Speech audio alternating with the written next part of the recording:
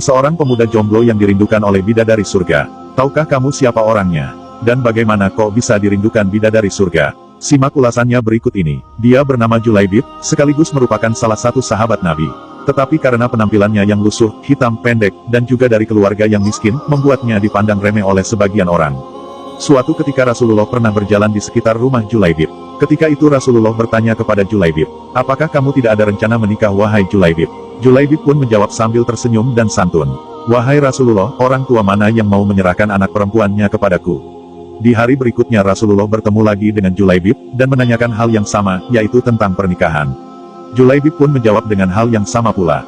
3 hari berturut-turut Rasulullah bertanya tentang hal ini. Namun, tepat di hari ketiga Rasulullah bukan sekedar bertanya, namun Rasulullah menarik lembut tangan Julaibib dan membawanya ke sebuah rumah pimpinan Ansar saat itu. Saat itu Rasulullah berkata kepada pimpinan Ansar tersebut, bahwa bermaksud ingin melamar putrinya. Pimpinan Ansar itu pun berkata, "Tentu saja dengan senang hati saya terima pinanganmu wahai Rasulullah." Rasulullah menjawab, "Tetapi ini bukan untuk aku, melainkan untuk sahabatku, Julaibib." Seketika itu pimpinan Ansar tersebut terdiam, lantaran dia tahu bagaimana kehidupan Julaibib saat itu. Dia juga ragu jika menyerahkan putrinya untuk menikah dengan Julaibib. Namun, di sela lamunan pimpinan Ansar tersebut, terdengarlah suara sautan dari belakang yang berkata begini, "Ayah, ibu, apakah kalian menolak pinangan Rasulullah?"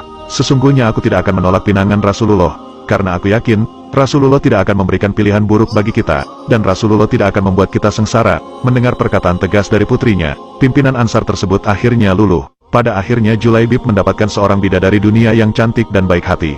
Namun itu tak berselang lama. Setelah pernikahan tersebut, panggilan jihad pun bergelora. Seketika itu Julaibib bergegas untuk terjun ke medan jihad.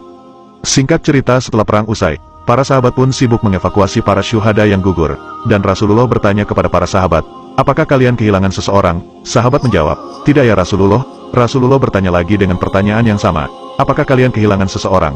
Namun seorang sahabat menyaut, "Semuanya sudah kita temukan ya Rasulullah, yang gugur sudah kita evakuasi dan yang luka sudah kita obati." 3 kali Rasulullah bertanya hal yang sama. Tepat di pertanyaan ketiga Rasulullah berkata, "Aku kehilangan Julaibib." Seketika itu para sahabat tersadar, dan bergegas mencari Julaibib, apakah dia selamat atau tidak. Tapi, sungguh sangat disayangkan, ternyata Julaibib telah meninggal dunia. Tak segan Rasulullah membobong jenazah sahabatnya itu menggunakan kedua tangannya. Nabi jugalah yang memasukkan jasad Julaibib ke liang lahat. Rasulullah juga berkata, "Julaibib adalah bagian dariku, dan aku adalah bagian dari Julaibib." Kalimat ini diulang 2 kali oleh Rasulullah. Ternyata kedudukan Julaibib sangat istimewa di mata Rasulullah. Dia baru saja mendapatkan bidadari dunia, namun bidadari surga lebih merindukannya. Ia dipilih Allah Subhanahu wa Ta'ala untuk dinikahkan dengan bidadari surga.